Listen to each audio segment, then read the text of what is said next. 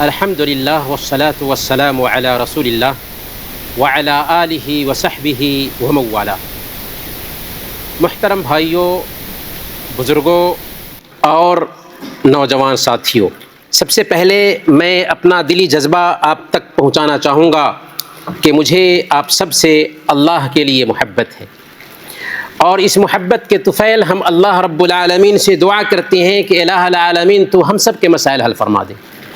کہیے آمین۔ الہ العالمین ہم سب کے آل و اولاد کی حفاظت فرما، اور ہم سب کو کل قیامت کے دن اپنے عرش کا سایہ نصیب فرما، جس دن تیرے سایہ کے علاوہ کوئی اور سایہ نہ ہوگا۔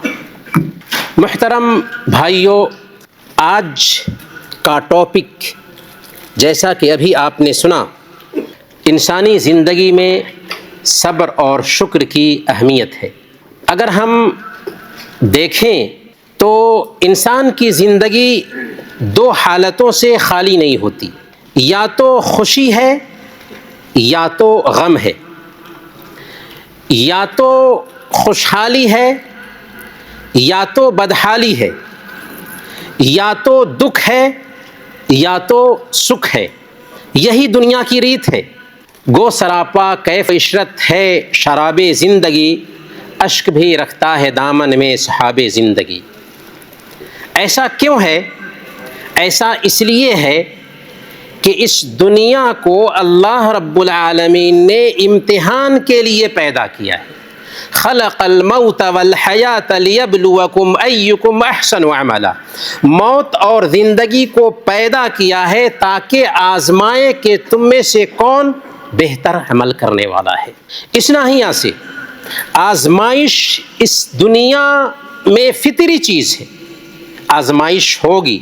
اللہ تعالیٰ نے اپنی کتاب میں بیان فرمایا وَلَنَبْلُوَنَّكُمْ بِشَيْءٍ مِّنَ الْخَوْفِ وَالْجُوعِ وَنَقْصٍ مِّنَ الْأَمْوَالِ وَالْأَنفُسِ وَالثَّمَرَاتِ، کہ ہم ضرور تمہیں آزمائیں گے، خوف کے ذریعہ، بھوک کے ذریعہ، مال جان اور پھلوں میں کمی لا کر کے آزمائش ہو کر رہے گی۔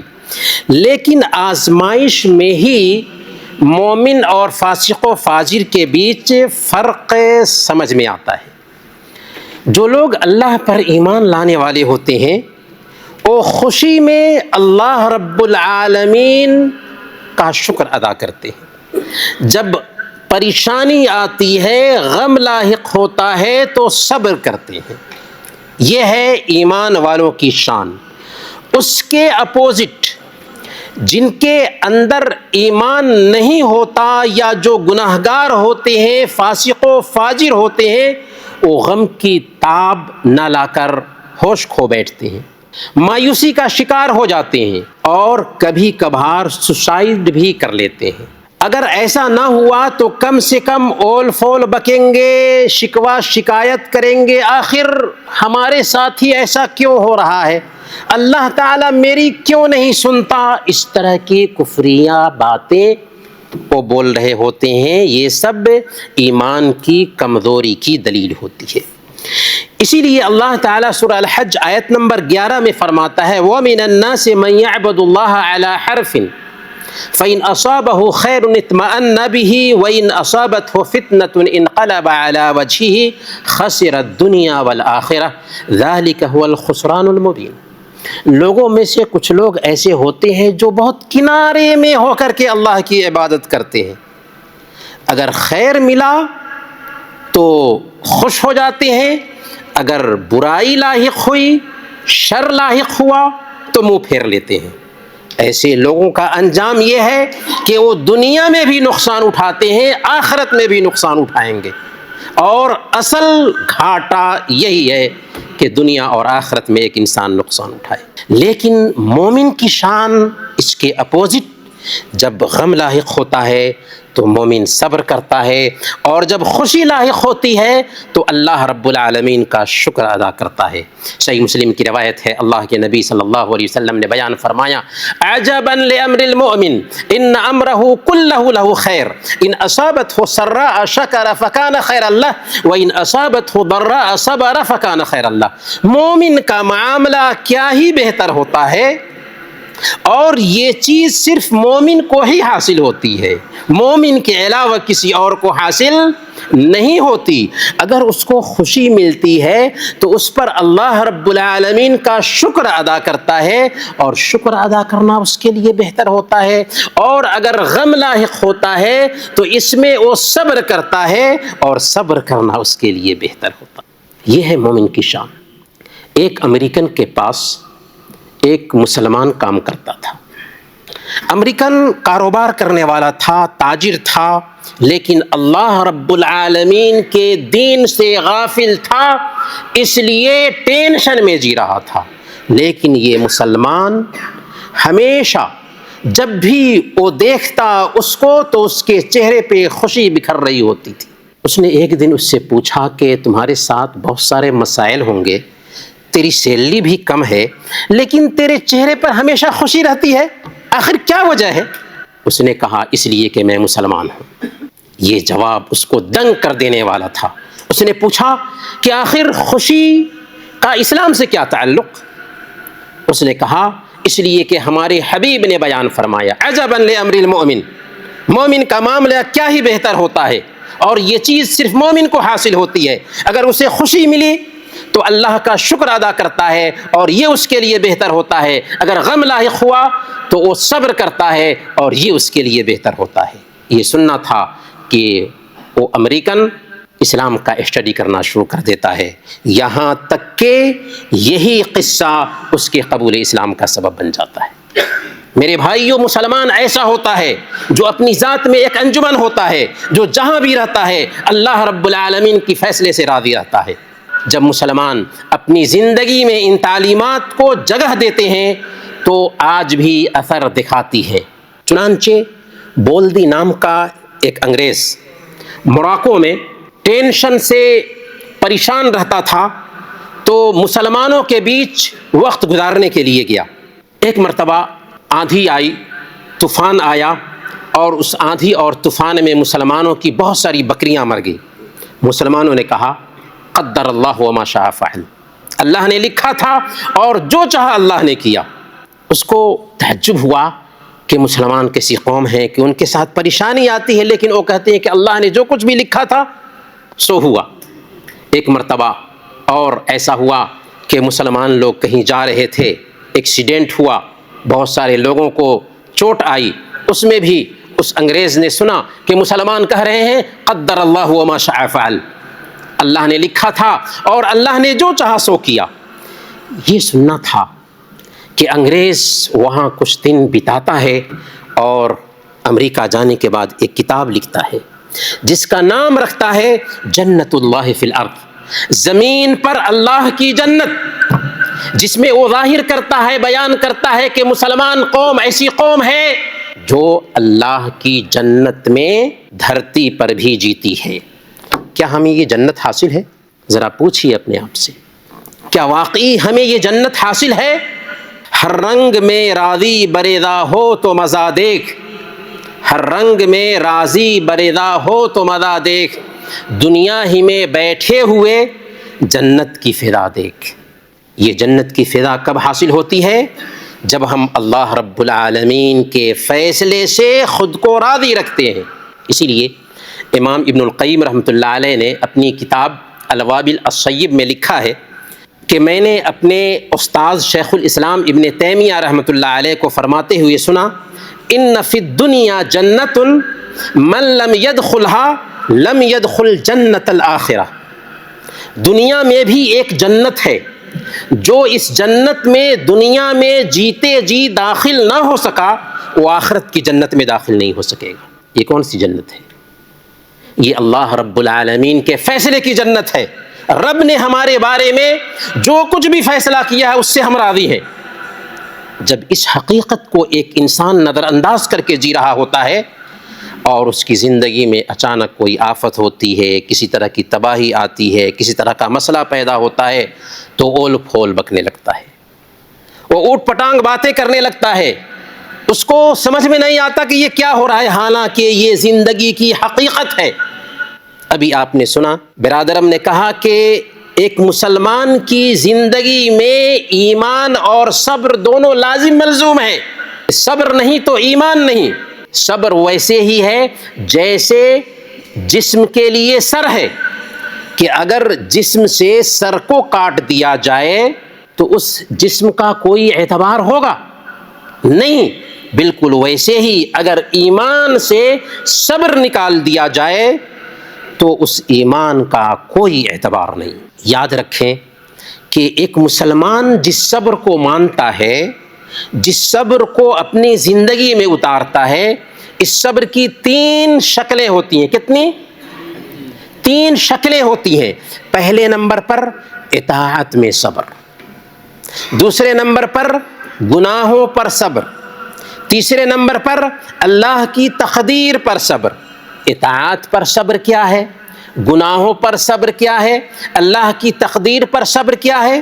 اطاعت پر صبر کا مطلب یہ ہوا کہ اللہ رب العالمین نے جن کاموں کا ہمیں حکم دیا ہے ان کاموں کو انجام دینا طبیعت پر بھاری پڑتا ہے، کیونکہ پیارے نبی صلی اللہ علیہ وسلم نے کہا حفت الجنت بالمکارہ وحفت النار بالشہوات، کہ جنت کو طبیعت پر سخت گزرنے والے کاموں سے ڈھانپ دیا گیا ہے اور جہنم کو شہوات کے ساتھ ڈھانپ دیا گیا ہے. تو جنت میں جانا چاہ رہے ہیں تو من کی چاہت کو مارنا ہوگا، رحمان کی چاہت کو سامنے میں رکھنی ہوگی، صبر کرنا ہوگا. اسی لیے فجر کی نماز کے لیے جگنا مشکل ہوتا ہے، لیکن جس کے دل میں رب کی چاہت ہوتی ہے وہ نرم و گداز بستر کو نظر انداز کرتا ہے، ٹھنڈے پانی سے وضو کرتا ہے، یہاں تک کہ مسجد میں آ کر نماز پڑھتا ہے. زکوٰۃ دینا مشکل ہے، حج کرنا مشکل ہے، روزے رکھنا مشکل ہے، لیکن جس کے اندر صبر ہوتا ہے وہ ان کاموں کو کرتا ہے. کیوں؟ کیسے؟ اس لیے کہ اس کا ایمان ہے کہ میں اپنے رب کا غلام ہوں اور غلام کا کام ہے اپنے مالک کی بات ماننا، اور ہمیں اس رب کے پاس حاضر ہونا ہے، اپنے ایک ایک عمل کا حساب و کتاب چکانا ہے. پھر اس کے بعد یا تو جنت ہے یا جہنم، جو ہمیشہ رہنے والی زندگی ہے. جب یہ احساس اس کے اندر آتا ہے تو رب کی اطاعت پر وہ صبر کرتا ہے اور اس صبر کو وہ اپنی زندگی میں پورے طور پر اتار لیتا ہے.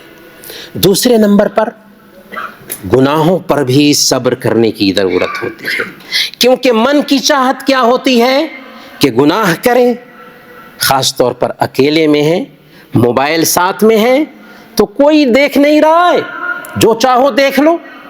لیکن نہیں، یہ صبر کے اپوزٹ چیز ہے.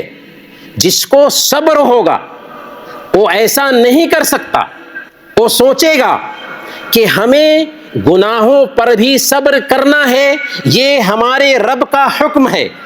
کیسے ہم صبر کر سکتے ہیں؟ 4 چیزوں کو ذہن میں بیٹھانا ہوگا. پہلے نمبر پر یہ بات ذہن میں بیٹھانی ہوگی کہ ہم جس رب سے معاملہ کرتے ہیں وہ ہمیں دیکھ رہا ہے. دیکھ رہا ہے یا نہیں دیکھ رہا؟ وہ جان رہا ہے، جان رہا ہے یا نہیں جان رہا؟ وہ ہماری سن رہا ہے، ہماری ایک ایک حرکت سے آگاہ ہے. معمولی پانی کے قطرہ سے پیدا ہونے والے انسان سے ہمیں شرم آتی ہے کہ اگر اس نے دیکھ لیا تو ہم پانی پانی ہو جاتے ہیں، لیکن رب دیکھ رہا تھا، رب نگرانی کر رہا تھا، رب سن رہا تھا، رب ہماری ایک ایک حرکت سے آگاہ تھا. اکیلے میں ہیں، 70 دروازے بھی بند ہیں، لیکن وہاں بھی ہم رب سے چھپ سکتے ہیں؟ نہیں چھپ سکتے. جب یہ احساس ہوتا ہے تو گناہوں پہ صبر کرنا آسان ہو جاتا ہے. دوسرے نمبر پر یہ احساس بھی ہونا چاہیے ایک مسلمان کو کہ دونوں کندھے پر فرشتے ہیں جو ہماری ایک ایک حرکت کو نوٹ کر رہے ہیں. عن الیمین وعن الشمال قعید ما یلفظ من قول الا لدیہ رقیب عتید، کہ بندہ جو کچھ بھی بولتا ہے اس کے پاس حاضر باش فرشتے ہیں جو اس کی حرکت کو نوٹ کر لیتے ہیں. کل قیامت کے دن ساری مخلوق کے سامنے ہماری حرکت پلے کر دی جائے گی. آج ہم اکیلے میں رب کی غیرت کو چیلنج دیتے ہیں، لیکن رب کے فرشتے ہیں جنہوں نے اس حرکت کو نوٹ کر لیا ہے، اور کل قیامت کے دن ساری مخلوق کے ساتھ رسوائی ہونے والی ہے۔ اگر یہ احساس ہوگا تو ہم رب کی غیرت کو چیلنج دیں گے۔ تیسرے نمبر پر یہ احساس بھی ہونا چاہیے میرے بھائیوں، بزرگوں، کہ اگر ہم نے اس آنکھ کا استعمال رب کی مرضی کے خلاف کیا، اس زبان کا استعمال رب کی مرضی کے خلاف کیا، اس ہاتھ کا استعمال رب کی مرضی کے خلاف کیا، اس کان کا استعمال رب کی مرضی کے خلاف کیا، تو یہ سارے اعضاء و جوارح ان سب کو زبان دے دیا جائے گا، اور یہ اعضاء و جوارح کل قیامت کے دن ہمارے خلاف گواہی دیں گے۔ یہ بات میں نہیں کہہ رہا ہوں، رب نے کہا الیوم نختم علی افواہہم وتکلمنا ایدیہم وتشہد ارجلہم بما کانوا یکسبون۔ آج ہم ان کی زبان پہ مہر ڈال دیں گے، ان کے ہاتھ بات کریں گے، ان کے پیر بات کریں گے ان چیزوں کے بارے میں جو کچھ بھی وہ دنیا میں کیا کرتے تھے۔ کہاں بچ کے جائیں گے؟ کہاں بچ کے جائیں گے؟ چوتھے نمبر پر یہ دھرتی جہاں پر بیٹھ کر کے ہم رب کی غیرت کو چیلنج کرتے ہیں، یہ دھرتی بھی ہمارے خلاف گواہی دے گی۔ یومئذ تحدث اخبارها بان ربک اوحی لها، یہ زمین بات کرے گی اس چیز کے بارے میں جو کچھ بھی انسان نے اس دھرتی پر کیا ہوگا۔ کہاں بچ کر جائیں گے؟ رب کی نگرانی ہے، فرشتے ہر بات نوٹ کر رہے ہیں، اعضاء و جوارح ہمارے خلاف گواہی دیں گے، یہاں تک کہ یہ دھرتی بھی ہمارے خلاف گواہی دے گی۔ تو کیا ہم گناہوں پر صبر نہیں کر سکتے؟ کریں گے انشاءاللہ۔ صبر کی تیسری قسم ہے اللہ کی تقدیر پر صبر کرنا، اور یہ بھی بہت زیادہ اہمیت رکھنے والی چیز ہے۔ انسان کی زندگی میں فاقے آتے ہیں، انسان کی زندگی میں بیماری آتی ہے، حادثے آتے ہیں، جان و مال کی تباہی ہوتی ہے، پیاروں کی وفات بھی ہوتی ہے، لیکن ان سارے حالات میں ایک مومن کی شان یہ ہوتی ہے کہ رب کا فیصلہ تھا اس لیے چونچیرا نہیں۔ آج کے دن ایسا ہونا لکھا تھا اور یہ میرے رب کا فیصلہ ہے، رب کا فیصلہ اپنے بندے کے حوالے سے غلط نہیں ہو سکتا۔ اور جب ایک بندہ یہ احساس خود میں پیدا کر لیتا ہے تو اس کا انعام بھی اس کو ملتا ہے۔ انما یوفی الصابرون اجرہم بغیر حساب، صبر کرنے والوں کو ان کا بدلہ بغیر کسی حساب و کتاب کے ملنے والا ہے۔ کوئی حساب و کتاب نہیں، بغیر حساب و کتاب کے صبر کرنے والوں کو ان کا بدلہ ملتا ہے۔ اور ہر ایک کی آزمائش نہیں ہوتی، آزمائش ان کی زیادہ ہوتی ہے جن کو اللہ تعالیٰ پسند کرتا ہے۔ صحیح بخاری کی روایت ہے، اللہ کے نبی صلی اللہ علیہ وسلم بیان فرماتے ہیں من یرد اللہ بہ خیرا یصب منہ، کہ اللہ تعالیٰ کسی انسان کے ساتھ جب بھلائی کا معاملہ کرنا چاہتا ہے تو اس کو کسی نہ کسی تکلیف سے دوچار کر دے۔ بھلائی کا معاملہ کیا اس لیے ہم تکلیف سے دوچار ہوئے۔ تکلیف میں مبتلا ہونا یہ اگر ایمان ہے تب، اگر رب کی مرضی کے مطابق چل رہے ہیں، آزمائش آئی ہے، تکلیف آئی ہے، اللہ تعالی ہمارے ساتھ خیر کا معاملہ کرنا چاہ رہا ہے۔ عزیزوں کی وفات ہے، جسمانی بیماری ہے، روزی سے محروم ہے، اگر ہم رب کی مان رہے ہیں، رحمان کی چاہت پوری کر رہے ہیں، سمجھ لیجئے کہ رب ہمارے ساتھ اچھا معاملہ کرنا چاہتا ہے۔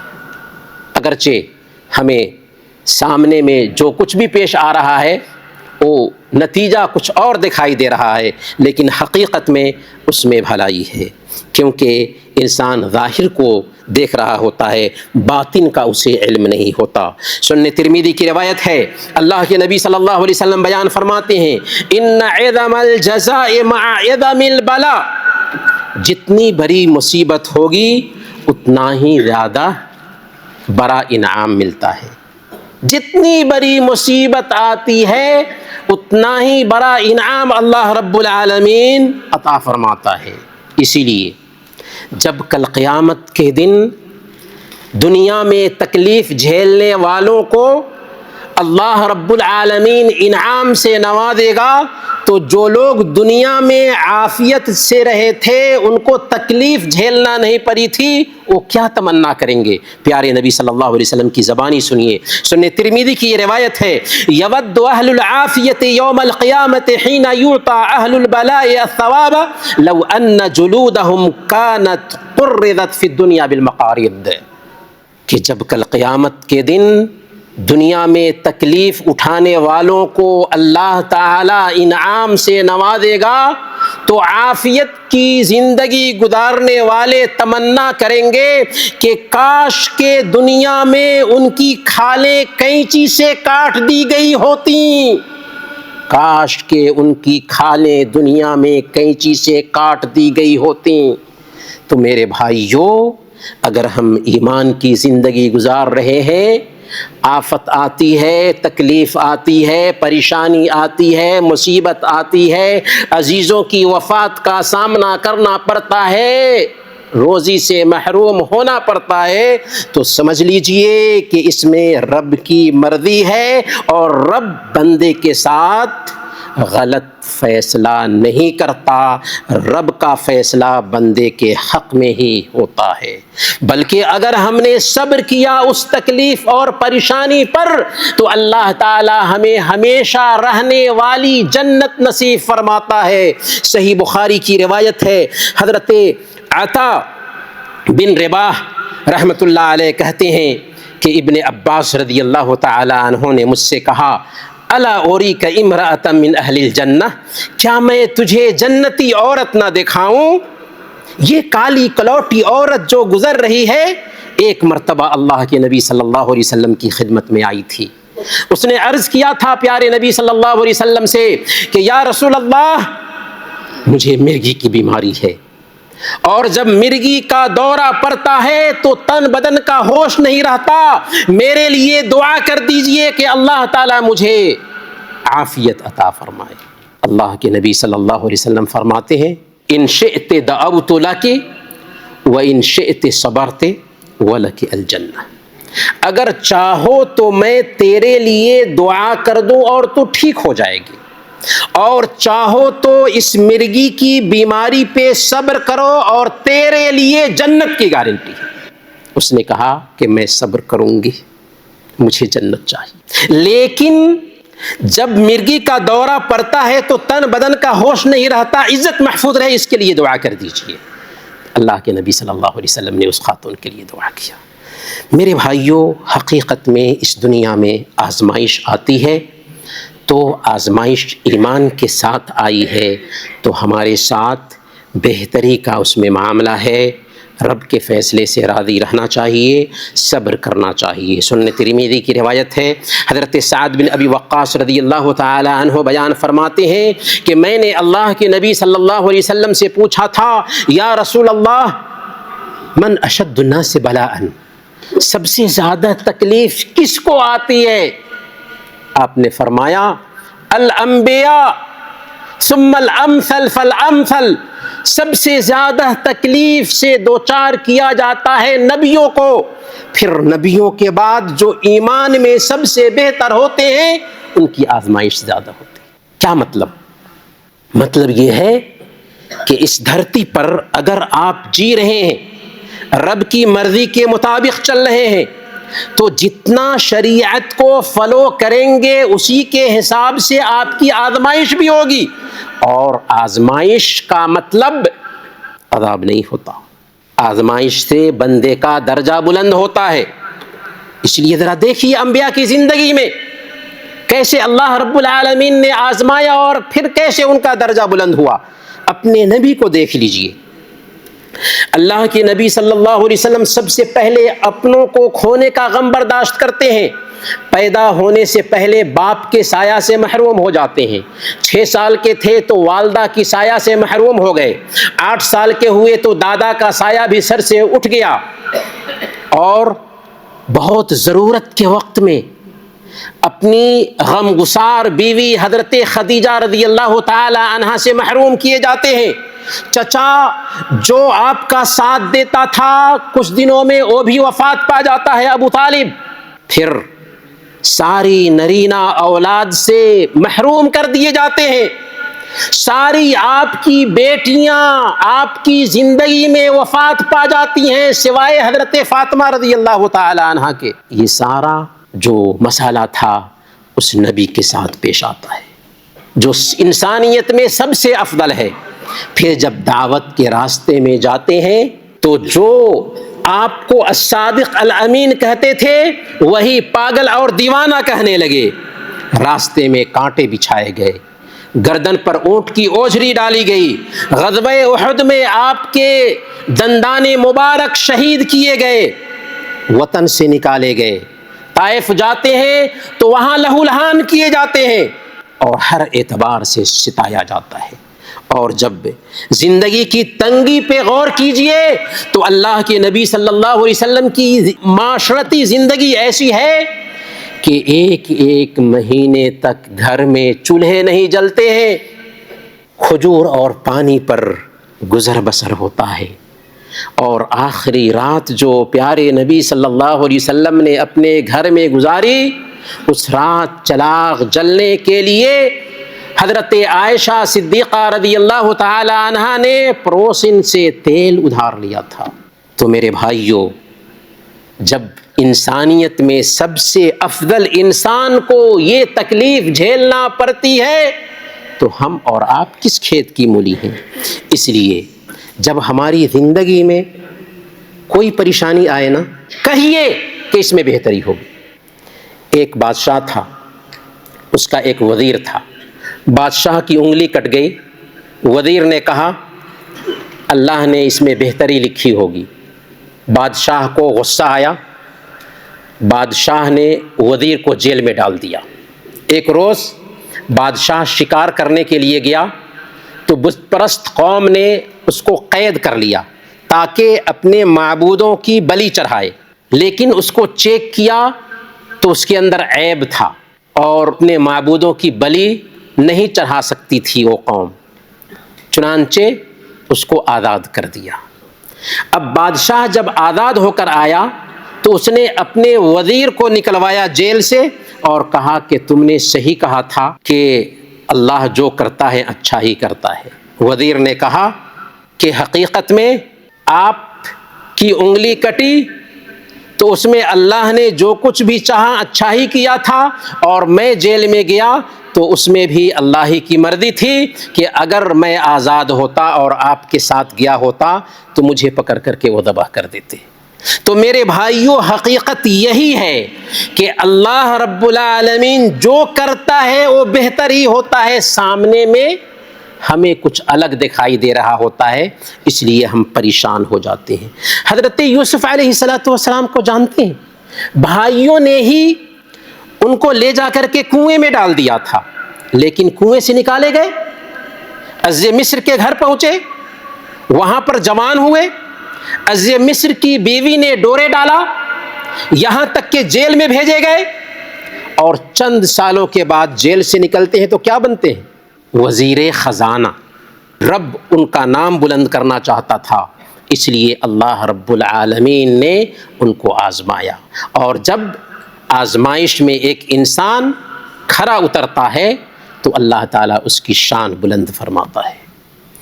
حضرت ایوب علیہ السلام کو دیکھیے، اولاد کی نعمت میسر ہے، مال و دولت کی نعمت میسر ہے، صحت کی نعمت میسر ہے، دوست و احباب ہیں، لیکن اللہ تعالیٰ جسم میں بیماری پیدا کر دیتا ہے، اور ایسی بیماری آئی کہ سارا جسم چھلنی ہو چکا ہے، ساری اولاد مر جاتی ہے، دوست و احباب کٹ جاتے ہیں، سارا مال و دولت اللہ رب العالمین اس سے محروم کر دیتا ہے۔ 18 سال تک آزمائش لگاتار رہتی ہے۔ ایوب علیہ السلام اللہ سے دعا کرتے ہیں، رب انی مسنی الضر وانت ارحم الراحمین، اے اللہ ہمیں تکلیف پہنچی ہے اور تو رحم کرنے والوں میں سب سے زیادہ رحم کرنے والا ہے۔ میرے بھائیوں، ایوب علیہ السلام نے یہ نہیں کہا کہ اے اللہ تکلیف پہنچی ہے مجھے شفا دے، بلکہ حضرت ایوب علیہ السلام کا انداز یہ ہے کہ اے اللہ اگر تو اسی پریشانی میں رکھنا چاہتا ہے اور اسی میں میرے لیے بہتری ہے تو میں اسی کو برداشت کرتا رہوں گا۔ چنانچہ اللہ تعالیٰ حکم دیتا ہے ارکض برجلک ھذا مغتسل بارد وشراب، اے ایوب زمین پہ پر ماریے، چشمہ ابلے گا، اس کو پیجئے اور غسل کیجئے، ساری بیماری دور ہو جائے گی۔ چنانچہ ساری بیماری دور ہوئی، اللہ تعالیٰ نے ان کے کھلیان میں بارش اتاری سونے اور چاندی کی، دولت آئی، اولاد بھی آئی، دوست و احباب بھی بن گئے، تو پہلے سے زیادہ نعمتیں مل گئیں۔ تو اللہ تعالیٰ آزماتا ہے مرتبہ بلند کرنے کے لیے۔ حضرت ابراہیم علیہ السلام کی زندگی میں جھانک کر دیکھیے، حضرت ابراہیم علیہ السلام کو آگ میں ڈالا جاتا ہے، گھر سے بے گھر کیا جاتا ہے، مصر جاتے ہیں تو وہاں پر عزت پر حملہ کرنے کی کوشش کی جاتی ہے، لیکن ہاجرہ آپ کے ساتھ آ جاتی ہیں۔ بڑھاپے کی عمر میں اولاد کی نعمت سے اللہ تعالیٰ مالا مال کرتا ہے تو حکم دیا جاتا ہے کہ مکہ کی بیابو گیا سرزمین میں بساؤ۔ جب بسا آتے ہیں تو وہاں پر اللہ رب العالمین آب زمزم جاری کر دیتا ہے، اور پھر جب اسماعیل علیہ السلام چلنے پھرنے کی عمر کو پہنچتے ہیں تو حکم دیا جاتا ہے کہ اللہ کے راستے میں انہیں ذبح کر دو۔ تیار ہو جاتے ہیں، کیا ہوتا ہے؟ اللہ تعالیٰ اسی سنت کو قیامت کے دن تک مسلمانوں کے لیے قربانی کی شکل میں جاری کر دیتا ہے، اور حضرت اسماعیل علیہ السلام بچ جاتے ہیں۔ تو آزمائش ہوتی ہے، اور آزمائش کے بعد بندے کا درجہ بلند ہوتا ہے۔ حضرت ام سلمہ رضی اللہ تعالی عنہا، جو ابو سلمہ رضی اللہ تعالی عنہ کی بیوی ہے، وفات پا جاتے ہیں ابو سلمہ، تو حضرت ام سلمہ رضی اللہ تعالی عنہ نے ایک حدیث سن رکھی تھی اللہ کے نبی صلی اللہ علیہ وسلم سے۔ حدیث یہ کہتی ہے کہ جس مسلمان کو کوئی پریشانی اور مصیبت آئے اور اس پریشانی اور مصیبت میں یہ دعا پڑھے انا للہ و انا الیہ راجعون اللہم آجرنی فی مصیبتی واخلف لی خیرا منہا، تو اللہ تعالیٰ اس کی مصیبت میں اجر عطا فرماتا ہے اور اس سے بہتر چیز اس کو نوازتا ہے۔ حضرت ام سلمہ رضی اللہ تعالی عنہ دعا تو پڑھتی ہیں، لیکن سوچتی ہیں کہ ابو سلمہ میرے اتنے اچھے شوہر تھے، ابو سلمہ سے بہتر آخر اللہ تعالی ہمیں کیا عطا فرمائے گا؟ لیکن کچھ ہی دنوں کے بعد اللہ کے نبی صلی اللہ علیہ وسلم کا پیغام نکاح آتا ہے، اور حضرت ام سلمہ رضی اللہ تعالی عنہ ازواج مطہرات میں شامل ہو جاتی ہیں۔ تو میرے بھائیو، یہ سارے قصے دراصل ہمیں یہ سبق دیتے ہیں کہ ہماری زندگی میں اگر پریشانی آتی ہے تو اس پریشانی کا خیر و خوبی سے استقبال کرنا چاہیے۔ ایمان کے ساتھ پریشانی آئی ہے تو اس کا نتیجہ بہتر ہی ہونے والا ہے۔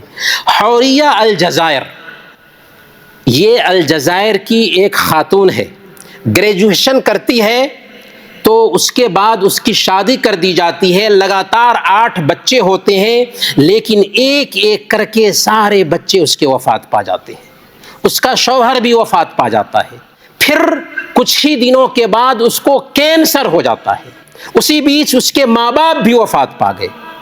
ایک عورت شوہر سے محروم ہو چکی ہے، ساری اولاد سے محروم ہو چکی ہے، ماں باپ کے سایہ سے محروم ہو چکی ہے، لیکن ہمت نہیں ہارتی ہے۔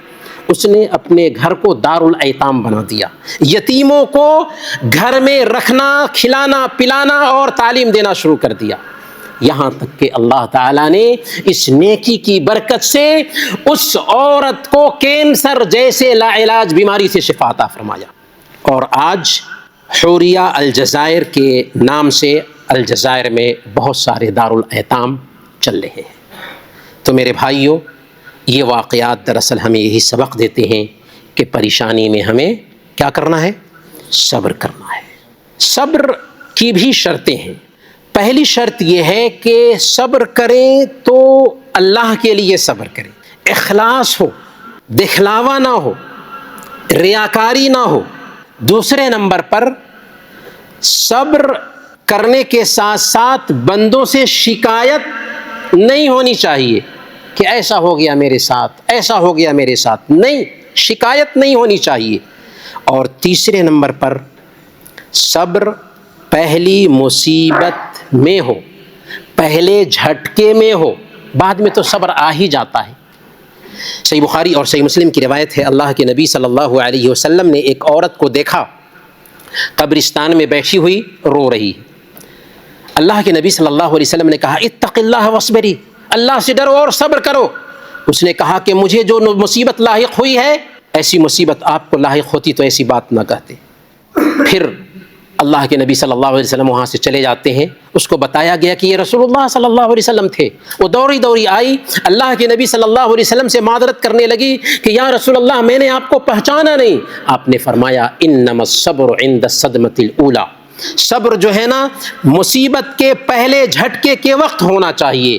تو میرے بھائیوں، صبر ایک مومن کی پہلی صفت ہے جو ایک مومن کی زندگی میں آنا چاہیے۔ دوسری جو بنیادی صفت ہے ایک مومن کی یا ایک انسان کے لیے کہ وہ نعمتوں پر شکریہ ادا کرے۔ ہم اور آپ نعمتوں میں ڈوبے ہوئے ہیں۔ اگر کوئی انسان معمولی ہمارے ساتھ احسان کرتا ہے تو ہم اسے کہتے ہیں شکریہ، تھینک یو، جزاک اللہ خیرن۔ لیکن رب پانی کے ایک قطرے سے ہمیں بنایا اور اس نے ہر طرح کی نعمتوں سے مالا مال کیا۔ واللہ اخرجکم من بطون امہاتکم لا تعلمون شیئا، اللہ تعالیٰ نے تمہیں تمہاری ماؤں کے پیٹ سے پیدا کیا، تم کچھ نہیں جانتے تھے۔ وجعل لکم السمع والابصار والافئدہ لعلکم تشکرون، اور اس نے تمہارے لیے کان بنایا، آنکھ بنایا اور دل بنایا تاکہ تم شکر ادا کر سکو۔ میرے بھائیوں، یہ دو آنکھ کس نے دیا؟ اسی رب نے دیا۔ دو کان کس نے دیا؟ جس سے ہم سنتے ہیں۔ دو پیر کس نے دیا؟ جس سے ہم چلتے ہیں۔ دو ہاتھ کس نے دیا؟ جس سے ہم پکڑتے ہیں۔ عقل دی، مال دیا، صحت دی، اولاد دیا، ہوا کی نعمت کہ اگر یہ ہوا بند ہو جائے ایک سیکنڈ کے لیے تڑپ تڑپ کر مر جائیں۔ آزادی کی نعمت، نعمت ہی نعمت ہے۔ اور ان ساری نعمتوں میں سب سے بڑھ کر کون سی نعمت ہے؟ جی، ایمان کی نعمت ہے۔ کیونکہ آنکھ کی نعمت جاتی رہے گی، زبان کی نعمت جاتی رہے گی، اولاد کی نعمت جاتی رہے گی، صحت کی نعمت جاتی رہے گی، مال و دولت کی نعمت جاتی رہے گی، پر ایمان کی نعمت ایسی نعمت ہے جو دنیا میں بھی ہمارے کام آتی ہے، کہ سکون دیتی ہے اور مرنے کے بعد کام آنے والی ہے۔ اس لیے سب سے عظیم نعمت ایمان کی نعمت ہے۔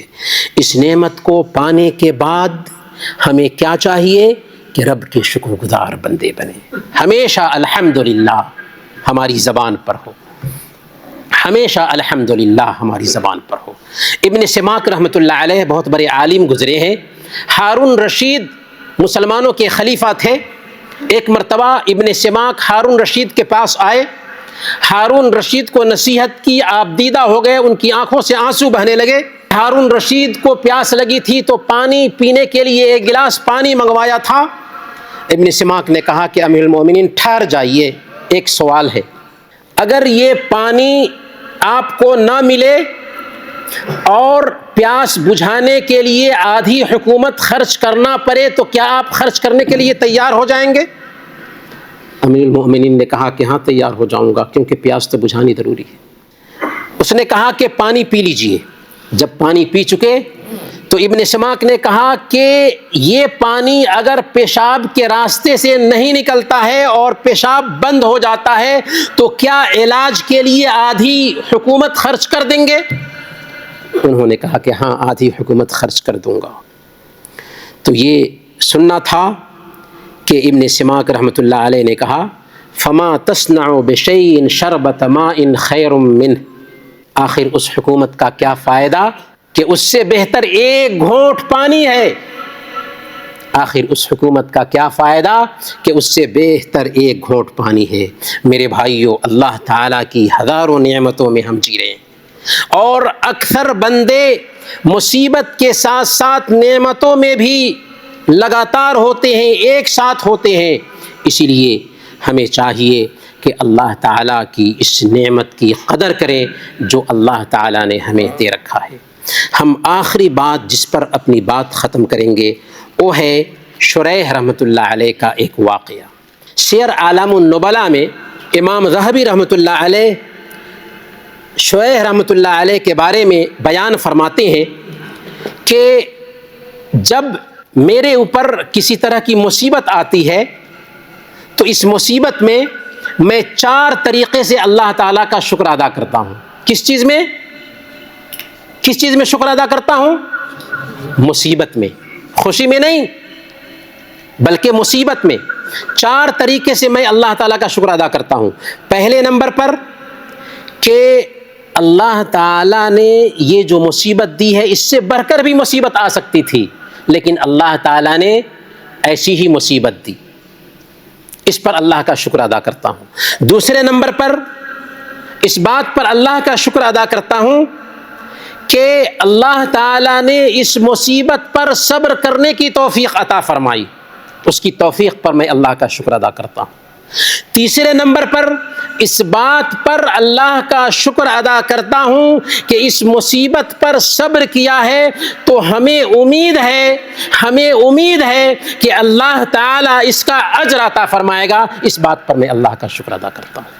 اور اس بات پر بھی اللہ کا شکر ادا کرتا ہوں کہ اللہ تعالیٰ نے اس مصیبت کو دین کی مصیبت نہیں بلکہ دنیا کی مصیبت بنایا۔ جانتے ہیں دین کی مصیبت کیا ہوتی؟ ایک انسان عقیدہ سے محروم ہو، سب سے بڑی مصیبت ہے، کینسر سے زیادہ مصیبت ہے۔ ایک انسان نماز سے محروم ہو، کینسر سے زیادہ مصیبت ہے۔ تو میرے بھائیوں، ایک مومن کی شان یہ ہے کہ بیماری ہے، مصیبت ہے تو اس میں وہ کیا کرے؟ صبر کرے۔ خوشی ہے، نعمت ہے تو اس میں اللہ رب العالمین کا شکر ادا کرے۔ اللہ تعالیٰ سے دعا کرتے ہیں کہ اللہ تعالیٰ ہم سب کو صبر اور شکر کے ساتھ زندگی گزارنے کی توفیق عطا فرمائے، آمین۔ وصلی اللہ علی نبینا محمد وعلی آلہ وصحبہ اجمعین۔